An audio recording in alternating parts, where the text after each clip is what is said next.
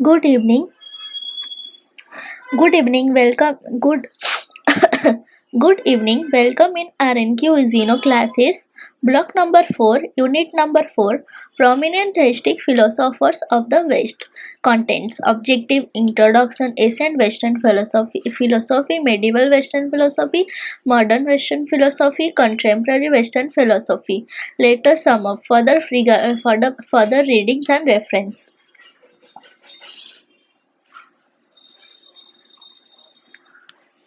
4.0 Objectives. In the West, many philosophers have seriously debated on the existence and nature of God. There have been various approaches to understand and interpret the problem throughout the history of Western philosophy, which considered in this unit is usually divided by scholars into four periods: ancient Western philosophy, medieval Western philosophy, modern Western philosophy, contemporary Western philosophy.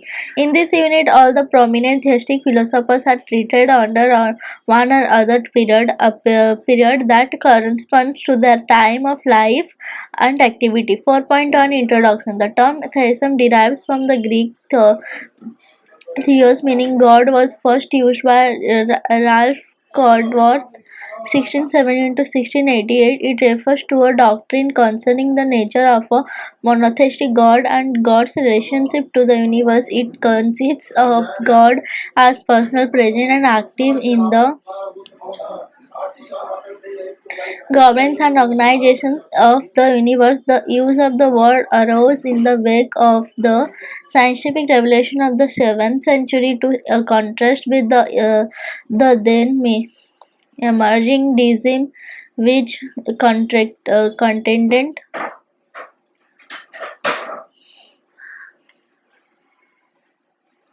that God, the transcendent and supreme, did not intervene in the natural world and could be known rationally. The following are some of the most prominent theistic philosophers of the West: Plato, Aristotle, Plotinus, Anselm, Aquinas, Descartes, Leibniz,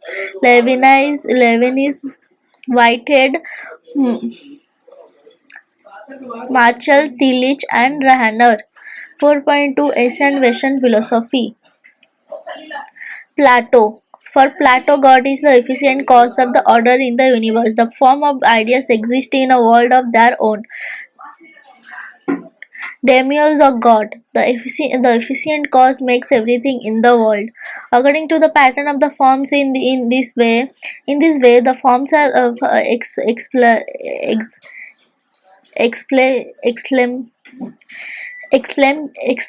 exemplary laws of the things in the world, whereas God is the efficient cause. Aristotle. Every motion requires some principle in act. Every motion requires an act for its movement. Then the universe in general, which consists of several acts and motions, require a first mover. However, the first mover is not creator God, for the world existed from all eternity without having been created from all eternity. God forms the world but did not create it. God forms the world, or he is the source of motion by drawing it, that is, by acting as final cause.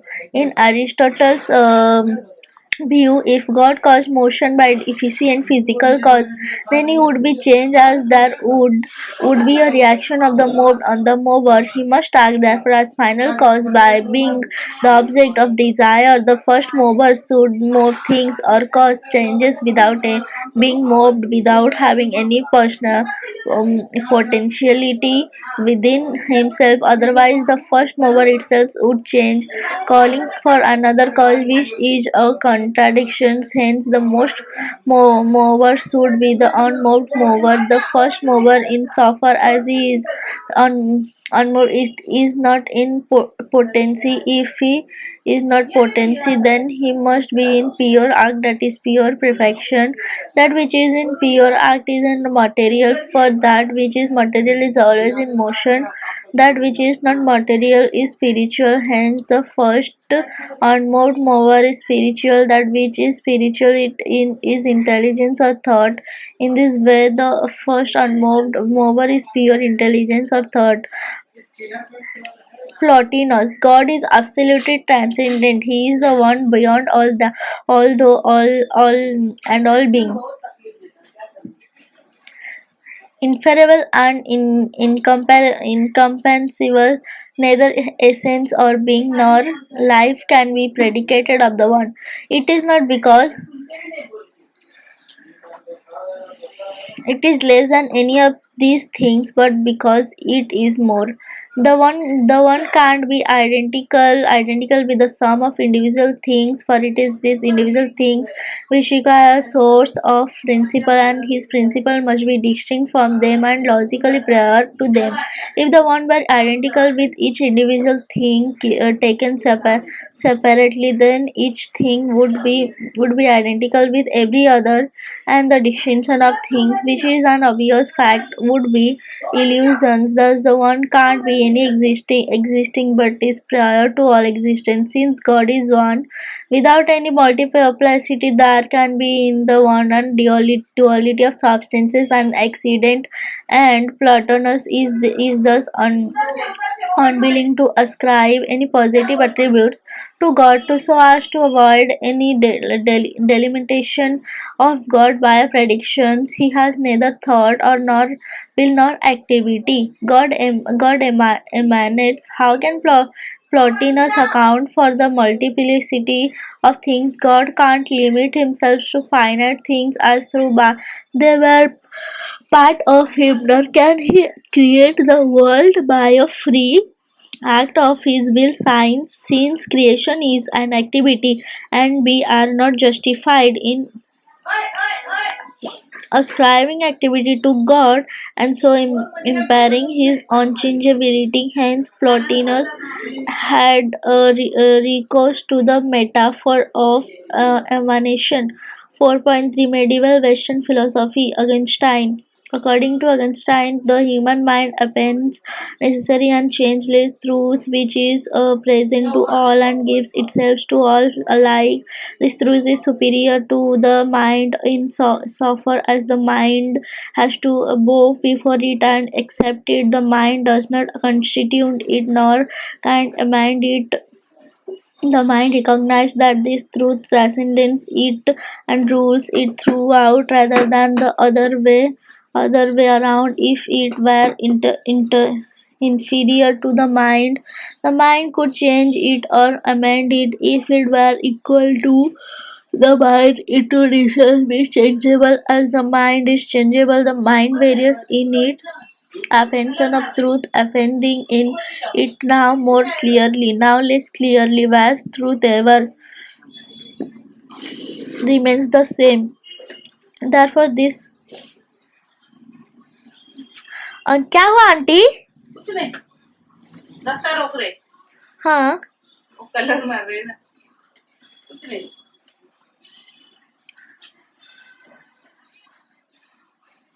It would itself changeable, as its mind is changeable. The mind varies in its apprehension of truth, apprehending it now more clearly, now less clearly.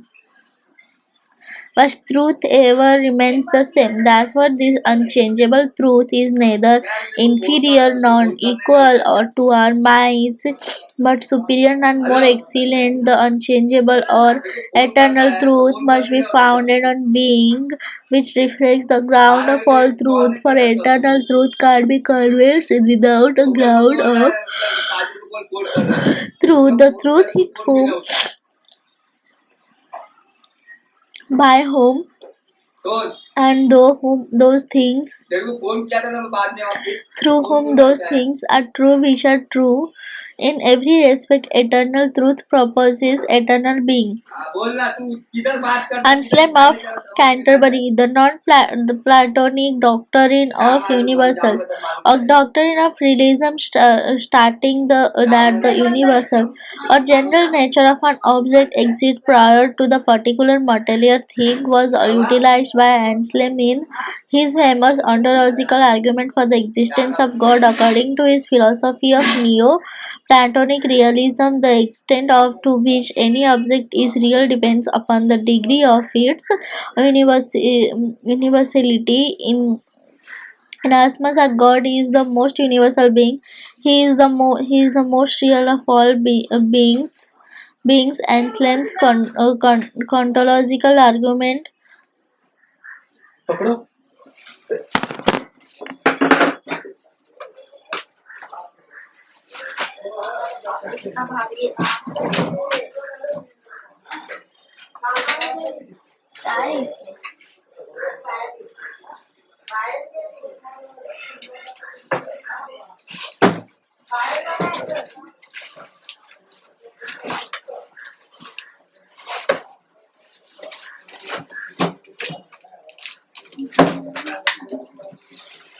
पीछे पीछे से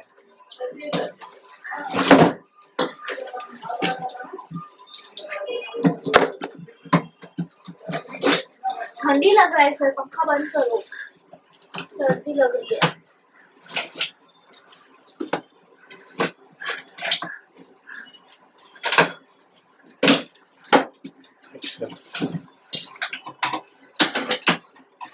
bag निकल फिलहाल।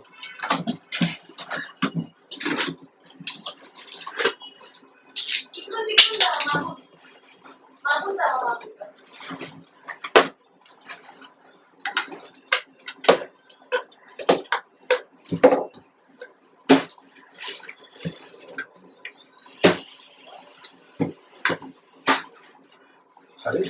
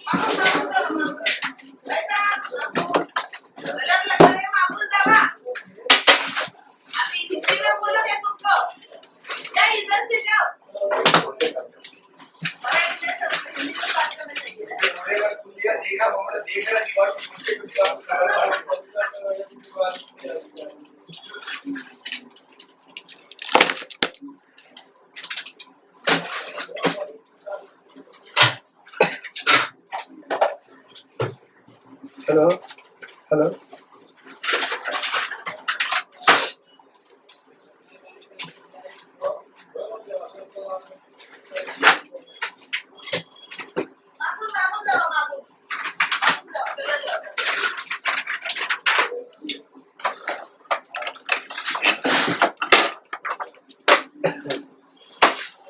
Hello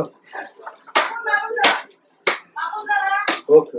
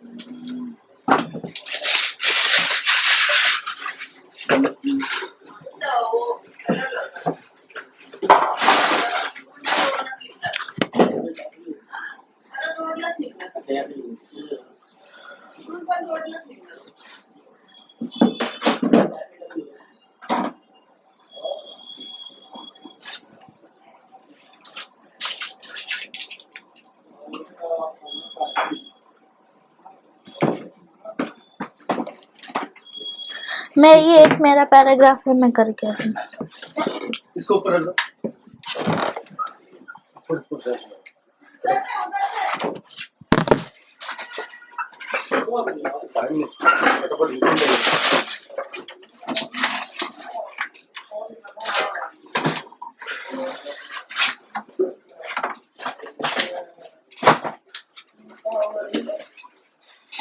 कल ready था ना? ठंडी लग रही है।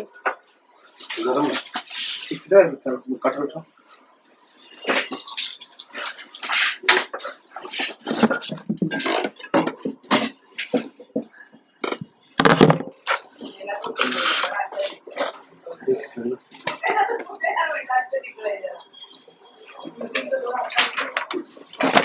हो गया था ना चिपकाने का ना? हाँ, ये तो पता है। पानी नहीं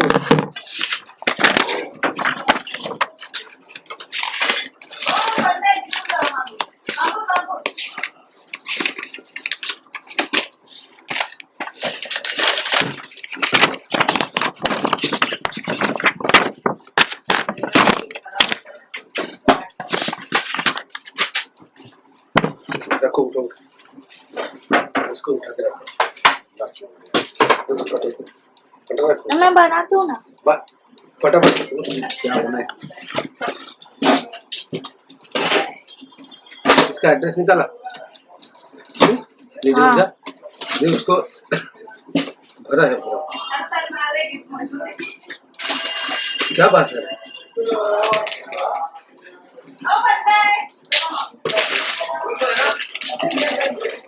ऐसे ही बात था थैले से।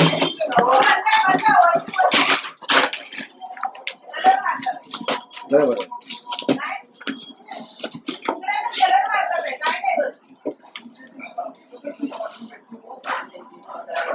Platonic realism, the extent to which an object is real depends upon the degree of its universality. Inasmuch as God is the most universal being, He is the most real of things. Anselm's ontological argument, delineated in his book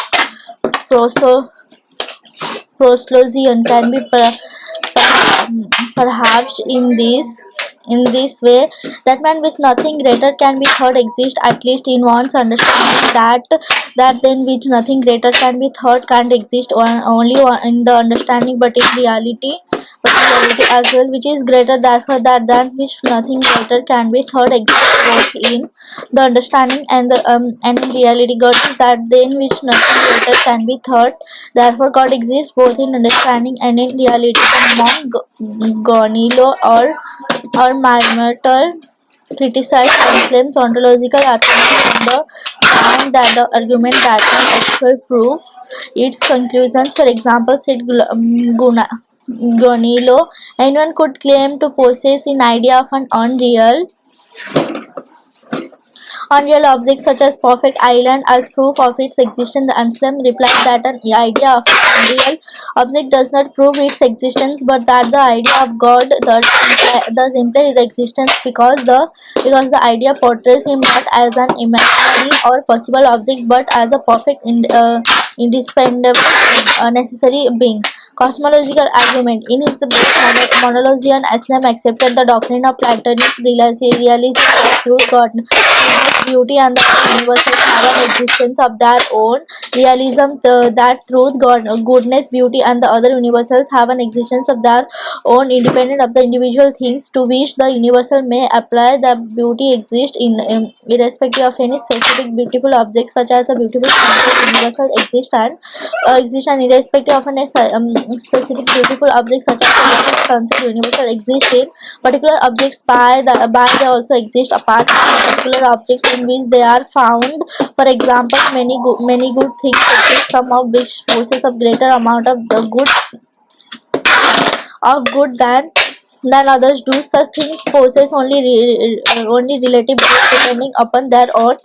worth, but they are not absolutely good in as much things possesses more goodness than others do. There must be an absolute good standard which can be used to evaluate their comparative goodness. This absolute good is an summum bonum greatest good, namely God. References to good or better quality implies God as a possessing in the highest or best quality. Faith in God must be better quality implies God as possessing the highest as best quality. Faith in God must be accepted as the absolute standard for all rational thought. The individual should unconditionally subordinate one's judgment to that of the universal truth. In other words, rational philosophical thought must give way to a revealed theology, I believe, in order to understand.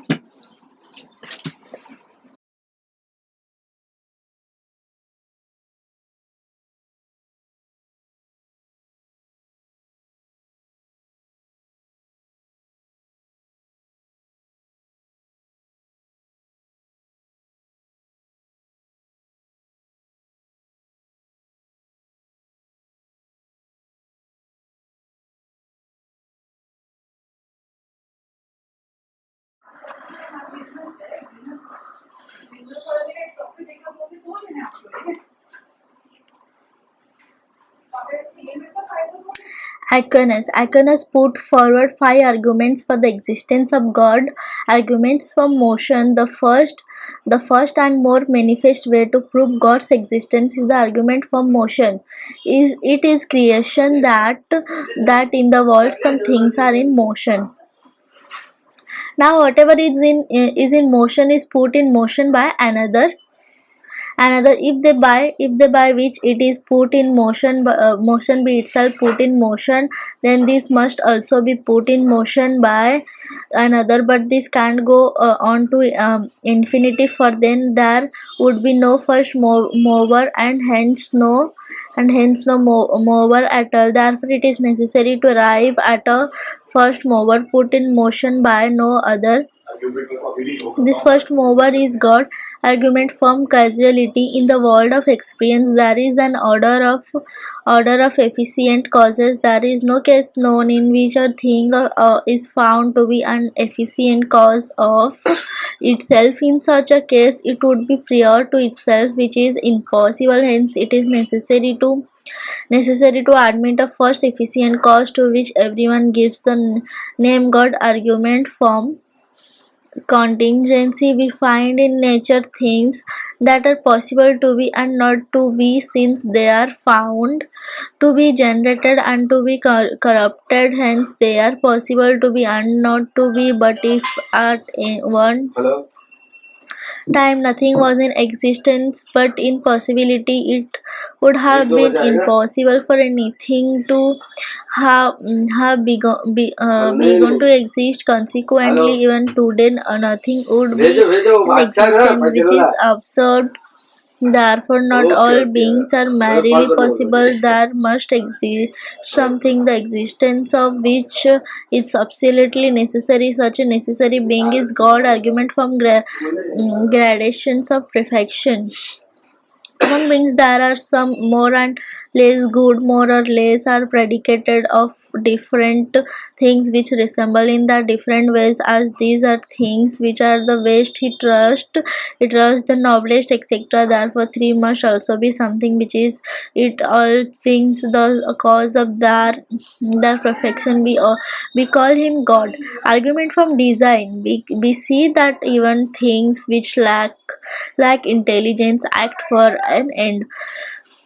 Whatever lacks intelligence can't move towards an end unless it is directed by some intelligent being. Hence an intelligent being exists by whom all natural things are directed to their end. We call this being God.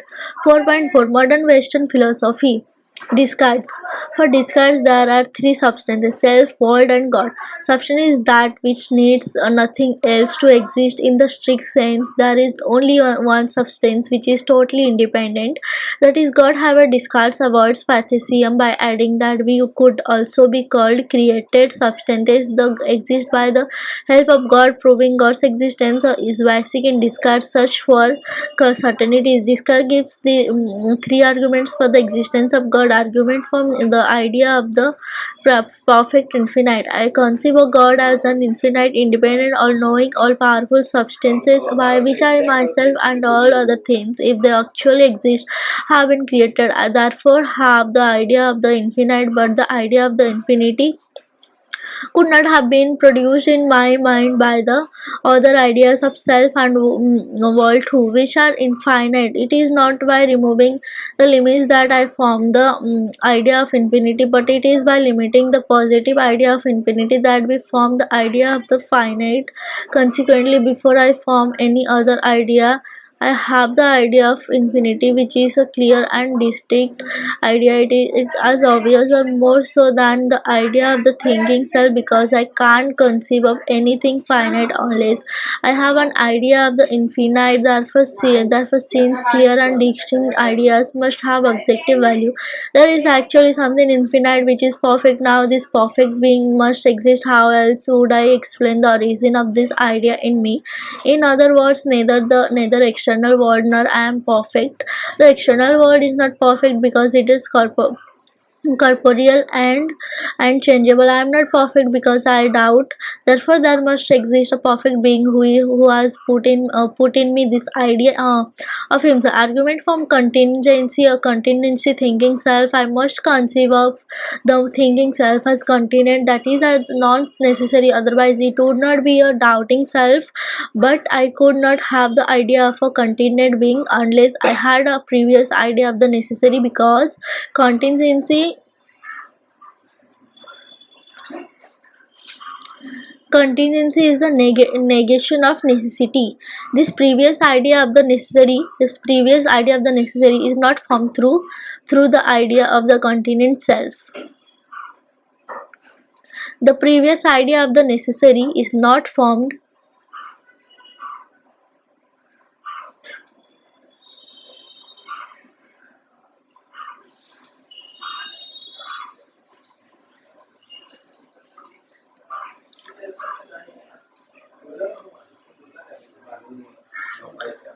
The idea of the contingent self, but is presupposed by the idea of the self. Here again, the idea of the necessary is clear and distinct and implies that there is something necessary. Ontological argument: God is such a being that all perfections must be included in his essence. In other words, he must necessarily have all perfections, since it is better to exist than not exist. Existence is a perfection which must be attributed to God. He therefore necessarily exists. In him, essence and existence are the same. Descartes did not add anything new to the ontological argument on of Anselm, except that he called the idea of the greatest conceivable being conceivable being an innate one, and he added the smile of the valley and the mountain. I can't conceive a god unless as existing any more than I can a mountain without a valley. For mountain and valley, whether exist or not, are inseparable. In the same way, we can't conceive God unless as existing. Leibniz has also three arguments for the existence of God. Ontological argument: Leibniz represents the ontological argument in a slightly different way. Only God, or the necessary being, has this privilege that he must exist if he is possible, and since nothing can prevent the possibility of that which contains no boundaries, no negations, and therefore no contradictions, that this alone suffix to know God existence a priori. Monday 45. The argument may be explained in this way: there are possible means more than the non-contradictory all possible things are positively ready to become existent if there would be a necessary reason for them to do so. God is not only non-contradictory, but he has also in himself the sufficient reason for his existence or continent truths. These possible truths may or may not actually occur. This occurrence is conditioned by certain necessary and actual ground that makes these truths possible. This actual ground can't lie within the series of continent and possible truth themselves, since they are not necessarily actual. But nothing could even be possible unless there was some actual ground outside itself that could make it so. For possibility implies the capacity under some conditions to become actual. Now the existence of God as an infinite being is possible, since there is no logical contradictions in the idea of God to prevent it being possible, and the idea of God is that of a being that has no limits. And so the answer 3 could be nothing outside of such an idea to prevent it from existing actually, since there is nothing to prevent either the possible or the actual existence of God on the one hand, and on the other the assumptions of this existence is necessary to serve as the ground that will account for a continent and possible truths. We can conclude that God does not actually exist. God as the principle of sufficient reason. God is the only sufficient reason that can account for the existence of continent beings. Hence, there is but one God, and this God is sufficient. God as the perfect monad. God as monad is an individual, a person, but he transcends all monads. He is spiritual and super rational, the most perfect and the most real being. Man can't form a perfectly clear idea of God, because God is the highest monad and man is limited and imperfect. God being perfect does not undergo change and development as do all other monads. He is complete in himself and his knowledge is complete. He sees all things whole, and at the glance he is reality fully realized. He created the world according to a plan, and thus this world as the best of all possible worlds. His choice was determined by the principle of goodness, that is by moral necessity. He is also determined by logical necessity in so far as the fundamental laws of thought that binding on him as well as on human. 4.5 Contemporary Western philosophy. Whitehead. Alfred North Whitehead makes an attempt to distinguish between the two modes of being as actuality and personality, that is, the type of actuality and the type of pure potentiality which require each other, and actually is the exemplifications of potentiality potentiality the characteristic of each other as actually the notion of process is intelligible only when the notions of personal potentiality and actual are taken into account. For the very nature of process implies that there is transformations of potentiality into actuality, resulting in evolution. The process of evolution is constantly expanding through every actual entity. The one perpetually passes and recreates itself. Whitehead does not believe in mechanism, as none of the laws of nature give the slightest evidence of its necessity. Through every actual entity is guided by its own subjective purpose, yet on a cosmic scale, God is the ultimate principle and directing force. He is called the principle of limitations, or the principle of concretion, the substratum of the internal objects. God is not only the creator but also the companion of the world, which emanates from God and is also enjoyed by him. God and world evolve together side by side without ever reaching a static completion.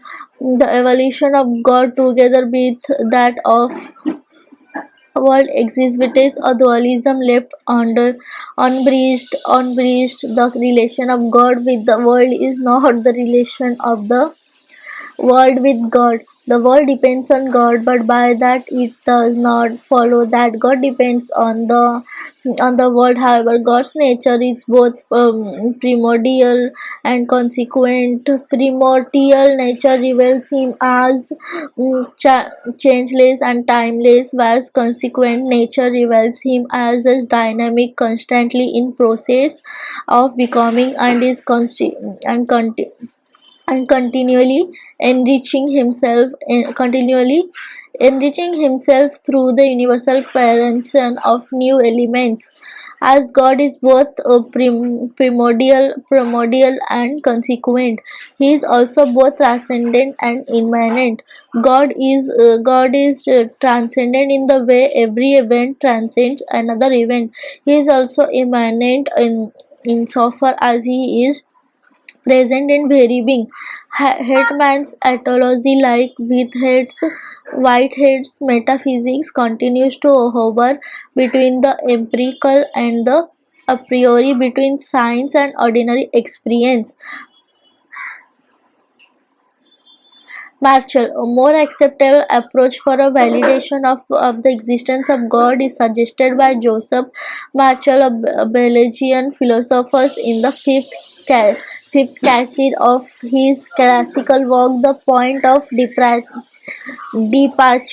departure of metaphysics of single formulation of the argument is the following: a limited being as such that is by virtue of its very limitedness depends totally on the ultimate being. His method is known as transcendental method, by which an analysis of a given human activity is carried out in view of exposing its necessary conditions experience in direct judgment. This direct judgment is an extent existential act which can't be denied which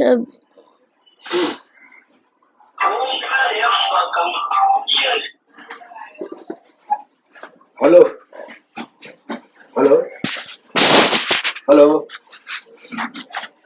hello, this direct judgment hello. is an existential act act can't be denied which shall seek to uncover its necessary condition.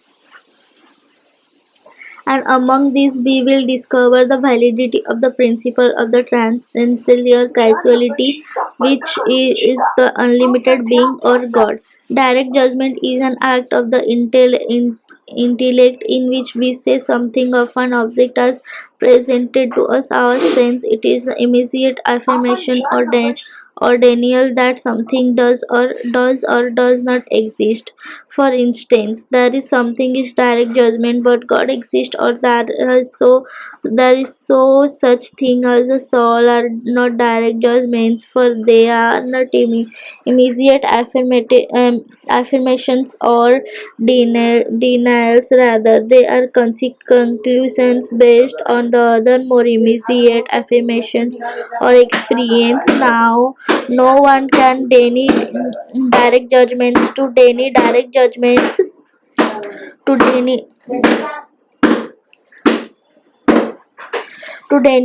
deny direct judgments would mean denying immediate affirmation, which is impossible.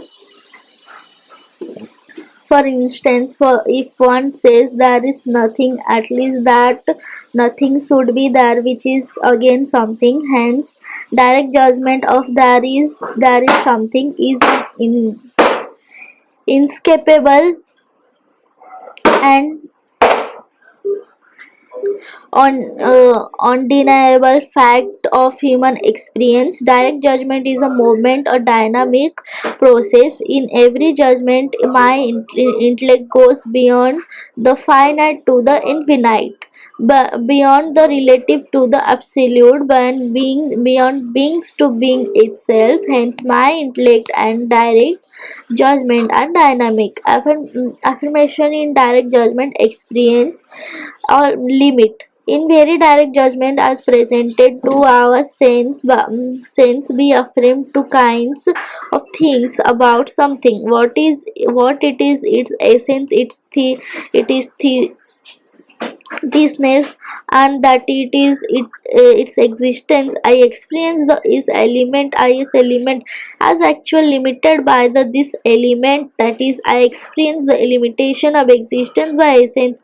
To be this means not to be that. For example, to be a cow means to be just a cow and not non-cow. There are millions of things excluded by this restriction. Essence is then a limitation in itself, but to be does not imply any limitation by itself. To be means just to be, and the only thing it's oppose itself to or cuts or itself of form. It is not to be nothing. When I make a external judgment and say that this is, when I expressing when I experiencing in effect, is that the ultimateness of to be is in this situation restricted to being the to be of just this particular essence.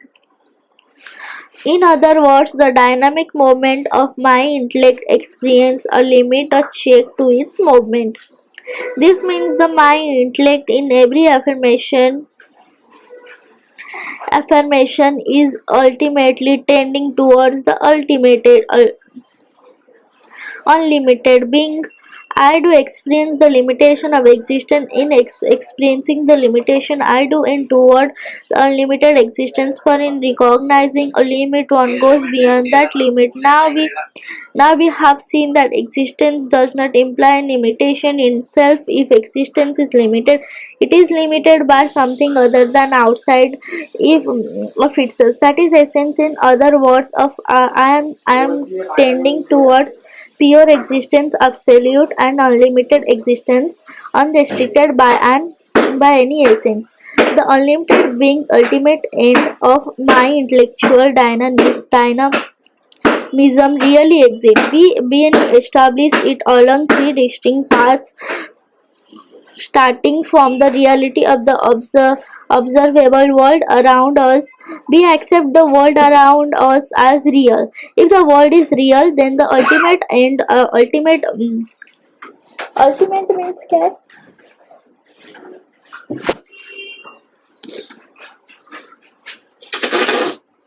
ultimate end of this world should also be real. For if one is willing to accept that the world, the immanent object, is real,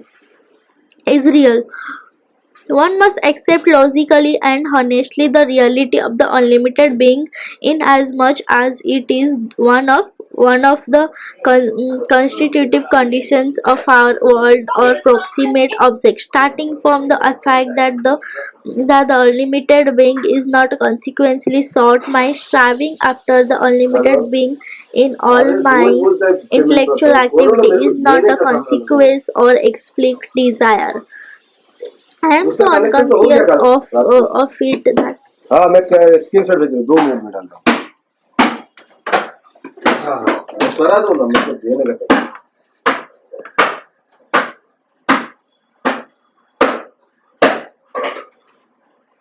सब connection हो गया ना madam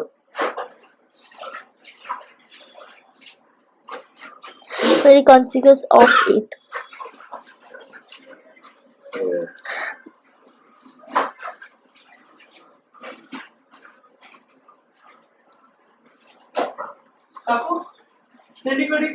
The fact that I am not explicitly aware of it is a fact that I did not fabricate it for myself. If its existence is not something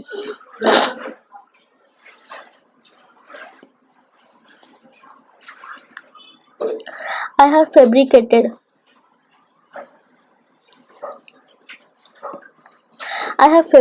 and yet it attracts me. It must exist independently of me, starting from the fact that the um, unlimited being can be no mere ideal. Our analysis has deduced the possibility of the unlimited being not from a mere analysis of the concept of unlimited or perfect being, but from an undeniable fact, the activity of mind, direct judgment. There is a link of real dependence of the former on the latter. That depend as beings on the unlimited being. Totally something is being, and direct judgment is dynamic of moment. The unlimited being as transcendental means that which is present in each and every experience. Direct judgment of something is transcendental is no far as it is present in all human experience. So far as it is the a priori conditions of further experience. Transcendental is the unconditioned. This transcendental dynamic process is the condition of further experience and advancement in knowledge. Since it is the condition of all the other experience, it must be unconditional. In this way, it is the unconditioned condition of all other conditions. The unconditioned is ultimated. It is unconditioned, for there is no other condition to limit it. What is not limited by another condition is always the limit. Unlimited. The unlimited is the absolute. Unlimited is the absolute. What is unlimited does not depend on another for its existence. It is self-sufficient, subsistent. That is, it exists by itself. Such subsistent willing being in the is the absolute of God. Paul Tillich. Tillich's fundamental approach to God seems to the ontological sense both phenomenological and epistemological approaches proposes the ontological phenomenological God is human's ultimate concern. The divine is a matter of passion and interest for human, avoidable only by being completely indifferent. The epistemological approach consists in the search for truth, in which the ultimate concern God is identified as the ground of truth. According to Tillich, human thought beings with being, and it can't go behind it. Thought is found and being. However, thought can imagine the negations of everything that is, and it can describe the nature and structure of being. Ontological structure consisting of individuality and universality, dynamics and form, freedom and destiny, which give everything that is the power of resisting no being, non-being. If one asks why there is not nothing, one attributes being even to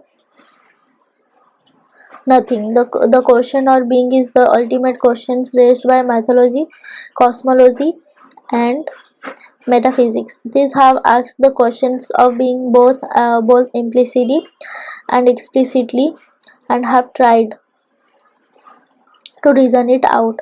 For the world is a structured whole, which is objective reason. The self is a structure of centeredness, which is subjective reason. Reason makes the self of a self, namely a center structure, and reason makes the world a world, namely a structured whole being. Would be chose without reason, would be chose without reason, without the logos of being. That is to say, being would not be being, but only the possibility of it me on. Where there is reason, there are a self and a world in interdependence. The functions of the self in which reason actualize a rational structure is the mind, which is the barrier of subjective reason, and the world's reality, which is the vetor of objective reason. The dynamic character of being and reason implies that every being has the tendency to transcend itself and to create new forms. Nevertheless, everything tends to conserve its own form as the basis of its self transcendence. It is impossible to speak of being without also speaking of becoming, since Every being tends to unit identity and difference, rest and movement, conservation and change. Becoming is as genuine in the structure of being as is permanence in the process of becoming. The question of being implies the question of God.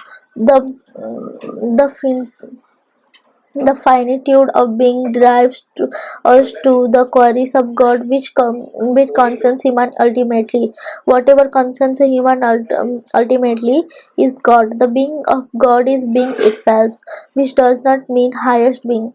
As superlative places God on the level of other beings will elevating him above all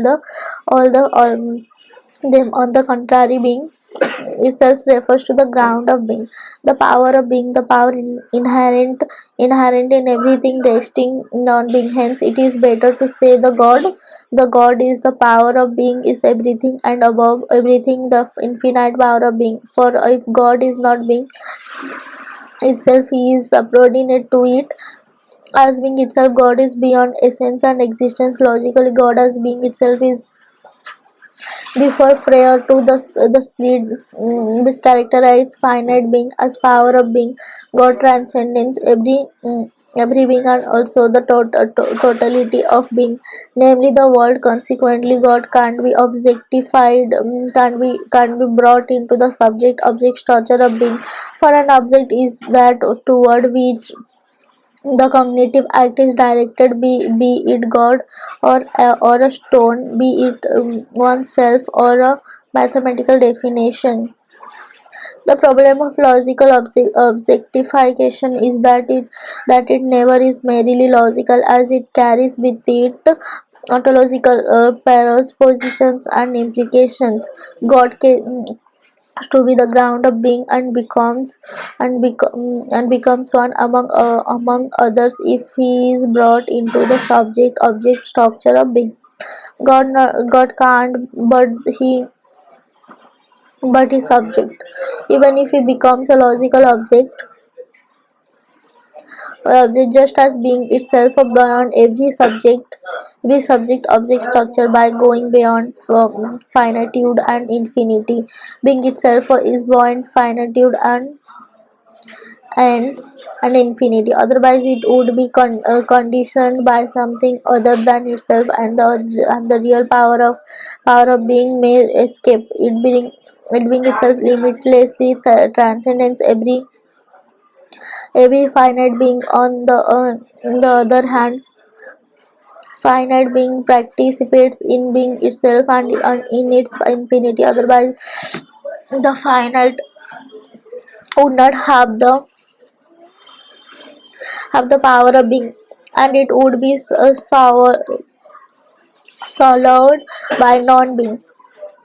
These double relations of all beings to being self provides being self with her double characteristics, creativity and ephemerality. Being itself is creative as it enables every finite being to participate in the infinite power of being. Being itself is also ephemeral as it enables every finite being to participate in it in a finite way. That is, all beings are infinitely transcended by the creative ground. God being itself, for the all the absolute, is the creative ground of the ontological structure of being, without being subject to this structure. That is, God is the structure that has the power of determining the structure of everything that has been. Rahner. For Karl Rahner, being SS is the writer or of the free apprehension, which is the conditions of the possibility of abstraction sense. It is also the conditions of the possibility of competent return, which makes possible an objective knowledge. It follows from this that the wither of the free apprehension as such is not an object of the first order. It is also not be object of a metaphysical institutions. For on the one hand, it is the It is the उसने wither मेरे पास of the booking किया international का, pre-apprehension, which तो describes its अभी scope. Payment It's नहीं given कर रहा है, only in the 15-20 दिन 20 दिन consequences का of फोन हो the गया, pre-apprehension फोन करता हूँ तो itself. उठाता ही नहीं। On the other hand, it is not given as such in the finite real, but it is given and realized हाँ in the absolute being. Here, Hannah वो denies of being 4,000 both रुपया, metaphysicals in 4,000 रुपया। in intuition and objective or thematic, हाँ मेरे thematic रसीद knowledge. रसीद The only possibility is that of a pre-apprehension of हाँ being in hand against देता था हमेशा। एक टाइम क्या हुआ, मैं बोला दे its देगा own 2 दिन all में, बोला उसके बाद फोन ही नहीं उठाना बंद कर दिया। encompassing horizon, which is the conditions of the possibility of abstraction, हाँ hence of our finite knowledge. Thus, the pre-apprehension of being is at the same time a pre-apprehension. The ji ji absolute, the मैं pre-apprehension of being would be impossible without this horizon. The pre-apprehension implies वो certain knowledge of Canada that का 2 service है अपने पास, एक express है, which is एक economy service है। pre-apprehended, तो that is इकोनॉमी an क्या all unthematic knowledge हाँ of being itself. Knowledge is already the being present to itself of mm, हाँ मेरे पास वो भी सर्विस है, मैं पूरी कर रहा हूँ आपको। ये pre-apprehended in the horizon of the कौन सा absolute सिटी है कनाडा में? being, that is God. Toronto, 4.6. Ontario. Let us sum up. हाँ तो Ontario It is a copper city southern रहेगा तो ability and कौन has है, an experience आज of नंबर something. रहेगा ना। This experience of something is हाँ an inescapable experience. One may escape from a particular experience, but one can't escape from experiencing something. It can be further demonstrated in the following manner. The most fundamental and duty radical paid non questions duty paid which चाहिए one रहेगा आपको। can pose in this: is there anything at all? हाँ The तो duty paid answer can करने का either आपको be a देखो, negation or a आपको affirmation. It is a negation. It should be so. There is 675 मतलब there is nothing such as answer itself contradictory as the answer affirms a negation, which हाँ is the 675 पे उसका duty again paid, something. Total Hence 170 absolute बनेगा, negation is उसका toll possible tax for नहीं a लगेगा। paradoxically every absolute सूरत negation में कितना presupposes मिला an आपको? absolute affirmation हाँ जी open which open 150। हाँ देखो कनाडा है भैया।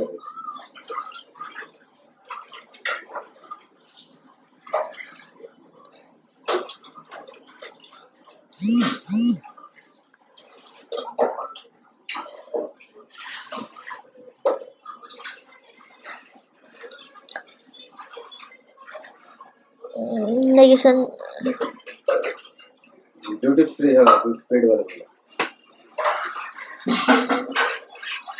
Negation is possible for 535 paradoxically और every 22C absolute का रेट दिया negation आपको। presupposes an हाँ absolute वो affirmation 22C का upon रेट दिया रहेगा which the आपको। negation rests. An तो affirmative भाई experience of हाँ experience भाई of आंसर something is भाई not आंसर लिख दिया, 22C का that दिया, which is not, भाई but आंसर that को व्हाट्सएप पे। which is or being. This experience of something or being is the ultimate starting point हाँ of जी हाँ जी। human thought. In other words, human thought begins with being. However, there can be no realm of being without the dialectical participation of non-being and being. This dialectical participation through the तो categories unities being which non-being and make it finite, although वो भी every duty paid वाला finite दिया being ना rate आपको, participates in the उसमें भी duty structure paid of वाला being. रेट दिया Only the आपको ना जी। human is immediately aware of this structure. Only the human is rate क्या हो that गया, रेट that सस्ता being है in कहीं, whom all 170 का। levels of being are united and approachable, and only human is dancing हाँ in ji whom the structure of being is disclosed and through whom the questions of being is raised. This question implies the question of God, which concerns the humans ultimately. If anything beyond a simple assertion is said about God, it would point to something beyond itself, that is, it's a symbolic power till each a symbol not only point to something beyond itself but also participates in that to which it points. The symbol god points up something beyond itself to the absolute reality to which it points, will participating in the other in the power of the absolute reality itself, as this reality is absolute in its ultimate depth. The abyss which includes within it everything that is not absolute. The finite beings have no existence apart from this ultimate depth. This ultimate depth underlines, penetrates, transforms, and unifies Brand Lonergan, every segment of the finite elevating it to the realm of the divine. It follows that every attempt to separate the finite from the power of the infinite absolute, it is fertile as an attempt by the atheist. This is no the finite without the infinite. Thus we can't say that infinite is essentially and inevitably in the infinite human being in the world. Martin Heidegger is essentially and fundamentally a being in God too. Hence, human should no longer strive or to prove the existence of God, but to realize the meaningfulness of own existence along with the other non-human beings in the all encompassing power of the being of God, which is the absolute ground and goal of one's own existence. 4.7 Further regardings and references. Copleston, Federico, History of Philosophy, New York, Image Books, 1985. Junenville, The Story of Philosophy, New York, Pocket Books, 1970. 1976, Glennon J. Powell, The History of Philosophy, London, Heider Books, 1963. Hamlin, R.W., A History of Western Philosophy, England, Penguin Books, 1988. Canon Rogers, Arthur, Student History of Philosophy, New York, The Macmillan Company, 1958. Mundet, Augustine Theism in ACPI Encyclopedia of Philosophy was edited by Johnson Pothen Porkal and George Pothen Michael Bangalore Asian Trading Corporation, 2010. Anthony Michael George Atheism in ACPI Encyclopedia of Philosophy Vol. 1 edited by Johnson Puthen Porkal and George Pathan Porkal, Bangalore Asian Trading Corporation, 2010. Pathan Michael George Coming and Going, An Introduction to Metaphysics from Western Perspectives, Bangalore Asian Trading Corporation, 1999. Nathan Michael George in struggle and dialogue with a conscious history of medieval Western philosophy, Bangalore Recent Trend Corporation, 2002. Nathan Michael George in One Money and Investigation into Metaphysical Vision of Carl Reiner, Bangalore SFS Publication, 1993. Roy Archana, Western Philosophy from Descartes to Kant, New Delhi, Sitanjali Publication, 1994. Russell Brand, A History of Western Philosophy, London, Unwin, 1984. Sahakian Williams, A History of Philosophy, New York, Barnes of Novel Books, 1968. Scott Dyan and others, History of Philosophy, New York, HarperCollins, 1993. Termans detached this passion of the Western mind, New York, Bulletin Books, 1993. Thini Frank, A History of Philosophy, Allahabad Central Book Depot, 1981.